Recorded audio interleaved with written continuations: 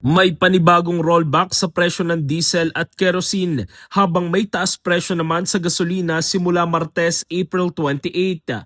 Ayon sa Department of Energy, 12 pesos at 94 centavos ang tapya sa presyo sa kada litro ng diesel at 15 pesos at 71 centavos naman sa per litro ng kerosene.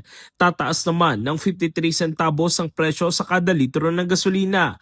Ito na ang ikatlong sunod na linggo na may rollback sa diesel at kerosene. Samantala, nananatiling sapat ang supply na langis sa bansa.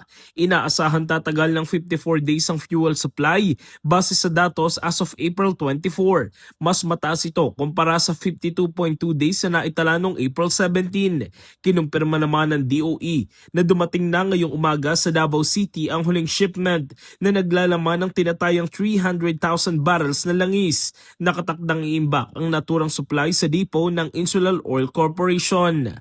In the heart of changing lives, ako si Brigada Diego Custodio ng 15.1 Brigada News of Manila, the Music News Authority.